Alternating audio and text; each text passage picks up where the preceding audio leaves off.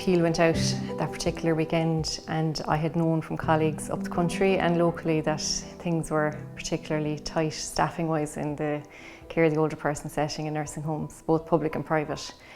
And I suppose 12 years ago, previously, I would have worked in long stay and care of the older person settings, and I had experience, and I kind of said, I wonder, could I do this? Could I go back and remember everything from 12 years ago? And I spoke to my husband and I spoke to my line managers here, and I was able to kind of rejiggle my own work. And I said, look, I could do a couple of nights. It had kind of two sides to it, a kind of COVID and non-COVID side. I suppose patients there were particularly isolated. People are confined to their rooms when normally they'd be up and about and walking around and mixing and interacting with each other. I was looking after 25, myself and a care assistant, who I have to say, only for her, I'd still be there. I suppose the big thing was, that's what really struck me, was that people were in their rooms all day, and I suppose I was on for 3 nights and in a row, and you know, they're looking forward to the chat, and you're there at the door knowing you've 25 people's tablets to get before 11:30 at night because people want to go to bed, and you're under pressure, and you're not used to them, you're not used to the tablets, you're trying to learn as fast as possible on your feet, and you're very dependent, I suppose, on the staff who know them very well. The big thing for me on nights, always, all through my career, is often that's a time that people will be more inclined to open up. So I suppose while you're trying to do the medication round as fast as possible from a task-orientated point of view, you're conscious that these residents have been in the room all day, maybe with staff who haven't had time maybe to reassure them and talk to them. And I suppose over the couple of nights that I did do, that became more and more evident that they wanted me to stay longer in each room to talk and reassure. And I suppose there had been a death then while I was there, and they had read it in the paper, and by the second night, and they were talking about it more. And I suppose that was the big thing that really struck me, I suppose, coming from psychiatry, is the isolation and the vulnerability that they were expressing. And this was the two questions that really kind of hit home to me, was from two particular patients who were saying, how close is it to my room now?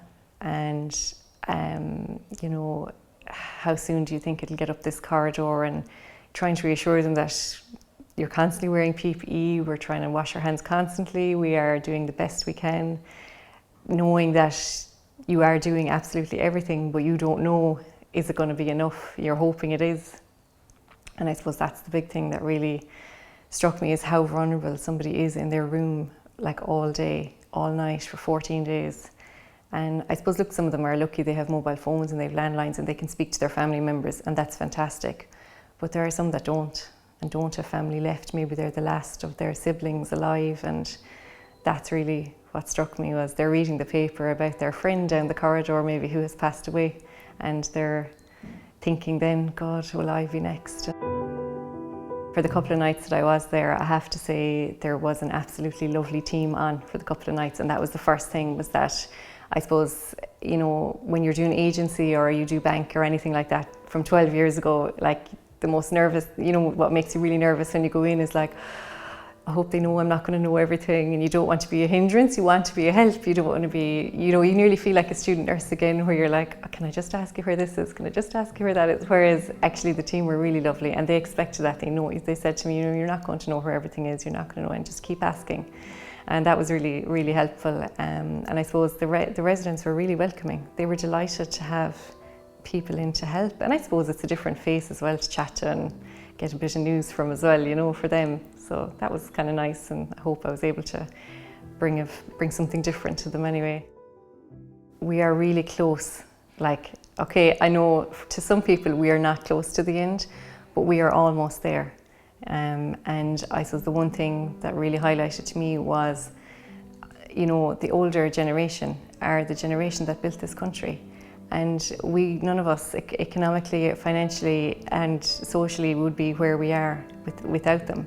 And they are a lot of the time in their rooms for 14 days, day and night, isolated from themselves, from their family members, and nobody wants that to continue. Yes, it's for their best protection, and you're trying to mind them for as long as possible and, you know, protect their health. But if we can just hold for that little bit longer, We'll all get to see them again. They'll all get to do what they want to do, go shopping, go to bingo, go back to, meeting their families, going out for dinners. And this is it. Like, you have to just hold it now for a little bit longer, because we're nearly there. And that's what I would say, is to think of the older generation and the vulnerable people who are vulnerable medically. I'm lucky that I did have the experience from 12 years ago, but I do think care is care, and it's important that the basics of care can be given at any age. And I would say to anyone who is ever in that position again and they're nervous or apprehensive about being redeployed, to just keep following the policies, protocols, adhere to your scope of practice, and constantly ask questions. And at the end of the day, it's about being kind and caring to somebody and when they're at their most vulnerable.